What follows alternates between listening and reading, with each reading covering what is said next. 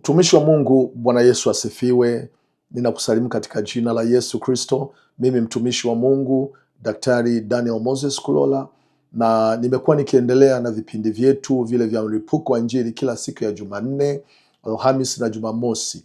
Lakini kwa siku hizi 2-3 zilizopita tulishindwa kufanya hivyo kwa sababu ya matukio mengi, hasa kwa mwezi huu. Mambo yanakuwa naingia na kutoka, lakini bado utaratibu wetu uko pale pale wa kuwahudumia watu. Naamini umekuwa ukiendelea kufuatilia vipindi na vingine vya ibada zetu za kanisani, na kwa kweli ninamshukuru Mungu kwamba tunamaliza mwaka huu kwa ushindi wa Bwana, ya kwamba kwa mfano kama mimi nimekuwa nikisafiri sana, lakini Bwana alinifikisha na kunirudisha salama. Mimi ninaweza nikawa nafanya kidogo, wewe ulifanya vikubwa zaidi, lakini zaidi ya yote Bwana alikusaidia, Bwana alikufikisha salama. Ulipougua, Mungu alikuponya. Ulipoanzisha biashara, Bwana alikutetea. Ulipofunga duka lako na ukaenda nyumbani, Bwana alileta walinzi wakalinda katika kazi zako. Ulipokwenda safari, watoto wako Bwana aliwasaidia na familia yako, na uliporudi uliwakuta ni wazima, taarifa kwamba waliugua, lakini Bwana aliwatendea. Kwa kweli hizi siku za tarehe 30, 31 na tarehe 1 ni za muhimu sana. Tulikuwa na maombi ya nchi nzima ya tarehe 22 na 23, very intensive prayer, very powerful, na kwa kweli tulimwona Mungu. Na maombi haya yalikuwa na maswali: kwa nini 2026? Kwa nini Mungu amekuruhusu uingie 2026? Sasa leo ni tarehe 30, kesho tutakuwa na mkesha ambao utaanza saa 2 kamili usiku mpaka tunaupokea mwaka mpya. Kama wewe uko kwenye maeneo ya Mwanza, basi fanya hima uweze kuwa sehemu ya mkesha huo. Watu wengi wanajaa sana. Pia tutakuwa live katika Seiki TV. Kwa hiyo jitahidi ufike. Kuna tofauti ya kuangalia kwa mbali na ushiriki kabisa. Lakini pia tarehe 1 tutakuwa na ibada kuanzia saa 3 asubuhi mahali hapa. Ibada hiyo ni mahususi maalum kabisa kwa familia kumshukuru Mungu. Wewe kama hujaoa, hujaolewa bado, na sababu ya kumwambia Mungu asante. Unajua January, February, March, April, May, June, July, August, September, October, November, Disemba 1 mpaka 31, na unaingia mwaka mwingine. Imagine Mungu amekutendea nini. Kuna watu walio na fedha, kuna watu walio na uwezo, kuna watu very famous, kuna watu wako powerful, hawakuwepo, leo hawapo na hawataingia, lakini wewe Mungu amekusaidia. Kwa hiyo make sure tunashirikiana pamoja katika ibada hiyo. Lakini pia kuna sadaka maalum ambayo watu tunaitoa ya tarehe 1, kwamba unamwambia luku ya Mungu, ninashukuru kwamba umenifanyia 1, 2, 3, ninatoa sadaka yangu ya shukurani. Huwa tunafanya hivyo ili watu wanapoanza wanakuwa wameitanguliza ile sadaka ya shukurani kwa mwezi wa kwanza mpaka Disemba, lakini pia kumpa Mungu shukurani kwa miezi iliyopita. Kama ukipenda nawe kutoa shukurani, tunakukaribisha. Unaweza ukatoa kupitia namba hii yangu ya 0767 74 90 40.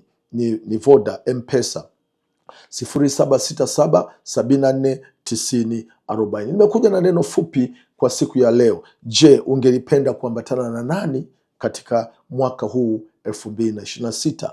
Pengine hujaliwaza hilo.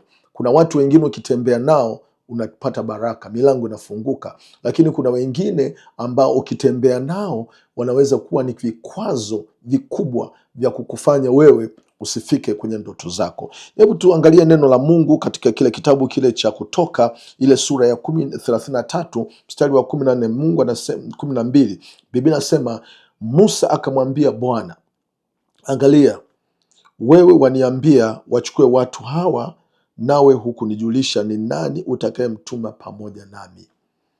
Unasikia? Musa alitaka ajue atakwenda na nani. Na wewe tamani ujue wa kwanza wa kwenda naye mwaka 2026, Mungu awe kiongozi wako. Mungu aende pamoja nawe. Najua unaweza kuwa umesomea sana mambo ya business administration au mambo ya uchumi kwa ujumla, najua, lakini unaweza ukajiingiza kwenye biashara lakini ukafail. Unaweza hujasomea kitu chochote ukamtanguliza Mungu na biashara yako ikafanikiwa. Unaweza ukawa una pesa nyingi lakini zote zikapotea. Kuna mtu mmoja Uingereza alicheza Rotary, alipocheza Rotary akapata milioni 15 dola, lakini akaishia kuzipoteza. Sasa hivi tena amerudia kazi ya kuokota matakataka barabarani. Unaona? Kwa hiyo Mungu akitangulia, Mungu akiambatana na wewe, kwa vyovyote atakupa akili, atakupa uwezo, atakupa hekima. Yeye ndiye mwenye kubariki, ndiye atakayebariki. Biblia inasema mkono wake si mzito, utakuwa ni mwepesi kwako, atasimama na wewe. Na Biblia inasema kwamba Bwana akiwa upande wetu, ni nani aliye juu yetu? Maana yake atasimama kukutetea katika mazingira yote. Kwa hiyo Musa alitaka ajue ni nani atakaye kwenda pamoja naye. Na wewe unaweza ukajiuliza, utakwenda pamoja na nani mwaka unaokuja? Mbali ya Mungu kwenda pamoja nawe, mbali ya mbingu kutembea pamoja na wewe, nani umeshajiuliza utatembea naye kwa mwaka 2026? Anasema, walakini umesema na kujua jina lako. Musa anasema nawe umepata neema mbele zangu. La pili ambalo naomba nilitamke kwako, Mungu alimpa neema Musa, na mimi naomba Mungu akupe wewe neema ya kutembea mwaka mpya. Neema maana yake ni upendeleo, kitu ambacho hukustahili. Neema ya kupata biashara kubwa, neema ya kupata familia nzuri, neema ya kupata nafasi ya kupanda kwenda chuo kikuu au high school, neema ya kuingia katika utumishi na kutumika katika ubora. Neema yoyote, yani ni upendeleo. Pale unapoona kuna ugumu, unaona Bwana anakutembelea, anakupitisha. Kwa hiyo Mungu akampa Musa neema, na wewe naomba akupe Mungu hiyo neema, akupe Mungu hiyo favor. Lakini mstari wa 13 anasema, basi naomba ikiwa nimepata neema mbele zako. Musa anasema, anamwambia Mungu, nionyeshe njia zako. La pili, hitaji Bwana kwanza, kama Biblia inavyosema katika Yohana kwamba mimi ndiye njia, kweli na uzima. Hakikisha unapotembea na Bwana uamini kabisa kwamba Bwana ndiye atakaye kuwa njia kwa kumfuata yeye. Lakini njia pia mwambie Bwana akuelekeze, uende wapi, ufanye nini. Unaona, wakati mwingine unaweza ukafikiri okay, mimi na fedha naweza nikafanya vyovyote, lakini bila maelekezo ya Mungu utafail. Kwa hiyo omba Mungu akuonyeshe njia ya kuiendea. Wakati mwingine unaweza ukafikiri nitakapokuwa na fedha au na vitu kama hivi ninaweza nikafikia malengo yangu. Kuna mtu mmoja alikuwa mfanyabiashara, na hifadhi, siwezi kusema alikokuwa. Huyu alikuwa mfanyabiashara mzuri, akapata fedha. Mke wake akamshauri, akamwambia kwamba usiambatane na watu hawa na hawa, maana Bwana ananiambia hawa watu sio wazuri.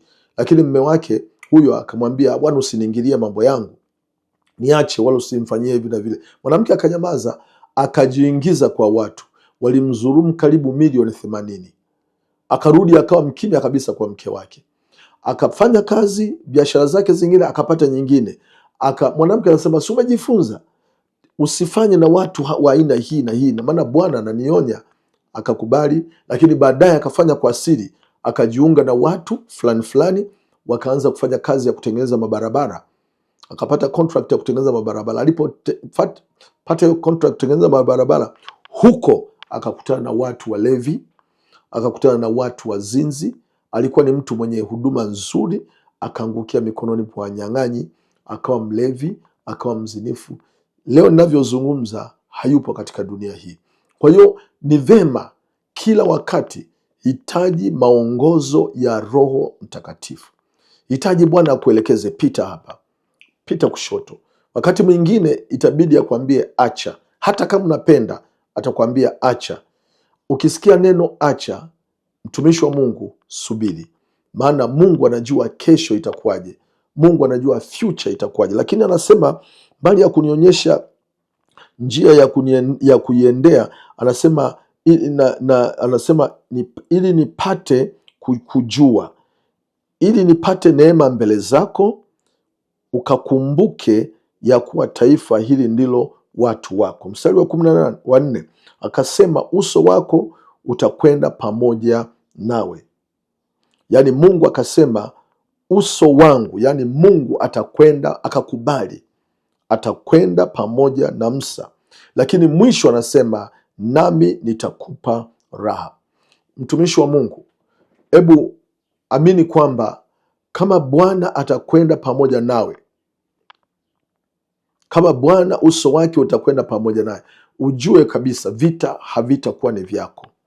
Milango kufunguliwa haitakuwa kazi yako. Kupambania biashara ipate wateja haitakuwa kazi yako, maana utakuwa umemkabidhi Bwana. Anasema mkabidhini Bwana kazi zenu, njia zenu, alafu nanyi mtathibitika. Unaona anavyosema? Kwa hiyo kama tukimkabidhi Bwana kila jambo, kama yeye anavyosema uso wangu utakuwa pamoja nawe, neno linalofuatia pale anasema Bwana nitakupa raha. Nataka mwaka kesho 2026 uwe ni mwaka wa raha. Upate raha, ingalau uone matokeo ya kazi yako, ingalau uone matokeo ya biashara unazozifanya, Bwana akituinua viwango hadi viwango. Tumekuwa tukiona watu wa mataifa wanainuliwa, wanafanikishwa, ni kwa sababu wale wamekuwa waaminifu kwa miungu yao. Wakiambiwa toa sadaka, wanatoa. Wakiambiwa hudhuria ibada, wanahudhuria kwa uaminifu, na wanafanikiwa kwa Mungu, ingawa ni baraka feki. Lakini sisi tukifanya zaidi kwa Mungu, baraka za Mungu hazina majuto, lakini zinadumu, zinafanya mtu awe ni bora kila wakati. Na kuomba na kuombea kwamba mwisho wa yote kwa mwaka unaokuja Bwana akupatie raha. Lakini pia ningelikushauri kwamba usikilize hizi pointi 2-3 ambazo pengine zitakusaidia, kwamba ni nani ambaye utapenda utembee naye. Nimesema nitakwenda kwa dakika 1 tu au dakika 2 alafu namaliza. Watu wa kutembea nao kwa mwaka kesho ni kama wafuatavyo. Kuna mtu ambaye hutatakiwa kutembea naye, ni mtu ambaye unatakiwa umwekee tahadhari. Uweke tahadhari kubwa, na ikiwezekana kaa mbali naye kabisa. Wa kwanza ni mtu mwenye mawazo ya hasi, mtu ambaye saa zote ni mtu ambaye yuko kinyume na kile unachotaka kukiintroduce, kile unachokizungumza yeye anasema haiwezekani. Watu wenye mawazo hasi huwa yanaanzia kwa mtu mwenyewe. Kwanza hilo moja, mawazo hasi yanaweza kuanzia kwako. Kile unachotaka kukifanya unasema sina elimu, sina mtaji, sina mtu wa kunisaidia. Fulani alianguka kwenye familia, kwenye biashara, na mimi nikifanya nitaanguka, sitafanikiwa. Kwa hiyo mtu wa kwanza ni wewe mwenyewe ambaye utajiangusha mwenyewe. Na mtu wa pili ni mtu ambaye ni wa pembeni yako, kama rafiki yako, ambaye kila utakapotaka kufanya kitu yeye atakuwepo kama kukutahadharisha hivi, lakini maana halisi ni kukufanya usifanye. Huyo ni mtu wa kwanza. Mtu wa pili ambaye unatakiwa umwepuke kwa mwaka unaokuja ni mtu ambaye amejawa na lawama. Mtu mwenye lawama, mtu aliyejaa kinywa na moyo pia mawazo ya kulalamika siku zote ni kikwazo kwenye safari yako ya mafanikio. Kila leo analalamika kitu ambacho pengine mtu anaweza kukiona kwamba angenisaidia fulani. Sidhani kama kuna mtu anaweza kukusaidia. Unatakiwa wewe mwenyewe usimame kwa miguu yako na ufanye. Unaona, sisi familia ya watu waliokoka kwa ujumla tumekuwa ni watu walalamishi sana. Tumekuwa ni watu ambao ni wavivu hata kufanya kazi, lakini tunataka vitu vikubwa. Kazi yako ni kulalamikia tu, serikali ingetufanyia, serikali ingetufanyia. Hakuna serikali duniani inayoweza kutoa fedha nikakupatia fedha bure bure hivi hivi. Hapana, hakuna. Kwa hiyo unachotakiwa lazima ubadilishe mtazamo wako. Lakini mtu ambaye anakuwa ni mwenye lawama siku zote, ninaomba umweke pembeni. Atazuia usiweze kupata raha. Atazuia Bwana asitembee na wewe. Atazuia usiweze kufika kwenye hatima yako. Mtu wa tatu ambaye ninaomba umwepuke sana kwa mwaka kesho ni mtu asiyejali muda. Ni mtu ambaye anaanzisha vitu lakini anaashiria tu vinaishia kupotea. Yaani huyo mtu asiyejali muda, Unakuta anapanga jambo, anaahirisha, anafanya hivi, anafungua duka saa 5 badala ya kufungua duka saa 1. Mtu ambaye hajali muda, anaahirisha mambo. Naomba uachane naye, kaa mbali kabisa, la sivyo baraka ambazo Mungu amezitamka hazitakufikia. Mimi naamini na Bwana amenikonfamia kabisa kwamba mwaka 2026 tumesema kwenye kanisa letu la SEIC ni mwaka wa kutia mundu na kuvuna. Lakini kuvuna sio kufanya watu waokoke peke yake, lakini kuvuna hata kwenye biashara. Shamba livunwe, mifugo ifanikiwe, duka liinuke, kila mtu afanikiwe, apande juu, ardhi yako ijenge nyumba. Unaona, mwanafunzi afike kwenye level anayotaka. Ni kutia mundu na kuvuna. Kwa hiyo hatuwezi kufanikiwa kama tunatembea na watu wenye kutukatisha tamaa kwa mawazo hasi. Hatuwezi kutembea na watu na tukafanikiwa kama watu hawajali muda. Hata wewe mwenyewe usipojali muda hutafanikiwa. Lakini pia kuna watu kama wakina Yona. Yona alipokuwa kwenye ile merikebu alisababisha merikebu ianze offload, ianze kutupa mizigo ili wawe salama. Ukitembea na watu wenye tabia, wenye roho kama za Yona, utajishangaa kwamba kila kitu chako kinapotea. Kila kitu chako kinapotea, unajikuta ni empty, unafilisika kwa sababu umetembea na mtu mwenye roho ya Yona. Lakini kuna mtu mwingine ana roho ya Sanballat. Sanballat ni mtu aliyejaa wivu. Ninaomba kama unaweza ukamtambua mtu mwenye wivu, kama unaweza ukamtambua huyu mtu mbaya, basi mtambue na mtu mwenye wivu. Mwenye wivu ni mtu ambaye kadri unavyofanikiwa, yeye anajawa na hasira, anajawa na wivu, anaanza kukupublish, kukusema vibaya kwa watu wengine. Oh, huyu anafanya, kumbe sio, unapiga kazi, unafanya kazi kwa bidii, yeye anaanza kukutangazia na kukupa majina mabaya. Kwa hiyo mtu mwenye wivu, kaa mbali naye. Kwa hiyo mimi nakuomba mtu wa Mungu, hawa watu wachache, wengine tutaeleza katika mkutano wetu wa Injili ambao tutaufanya tarehe 8 mwezi wa kwanza mpaka tarehe 12, tutawafafanua wale watu. Ninaomba upokee mwaka 2026 ya kwamba Bwana ametamka mwenyewe kwamba amekupa neema, amekupa upendeleo, lakini anasema uso wake utakwenda pamoja nawe. Lakini la tatu, anasema Bwana mwenyewe amekusudia au atakupa raha. Ni maombi yangu kama mtumishi wa Mungu, hayo yaliyotamkwa na Mungu yawe ni yako kwa mwaka 2026. Bwana akupe neema, akupe upendeleo. Unapoenda kwenye interview, watu wako wengi, lakini Bwana akupe neema, upate nafasi hiyo. Unaweza ukafungua duka mahali ambapo unaona ni very difficult, lakini Bwana akupe upendeleo wa kipekee uweze kufanya biashara iinuke. Maana unapoinuka wewe, utukufu wa Mungu pia unainuliwa. Unapofanikiwa katika mazingira yoyote, Bwana anatukuzwa. Kwa hiyo lazima Bwana atainject nguvu kubwa kwako. Lakini la tatu, uso wa Bwana utaenda pamoja na wewe kwenye mapigo, kwenye vita, kwenye majaribu, kwenye misukosuko. Bwana atapigana kwa niaba yako, na Bwana atawafanya wote wanaochimba mashimo ili wewe udumbukie, watadumbukia wao wenyewe. Lakini Bwana atavuruga hata ile ratiba ya watu kukuijia na kukuharibu, ambayo itakuathiri katika maisha yako, ifanyike juu yako. Kumbuka, kuna mtu mmoja anaitwa Yusufu.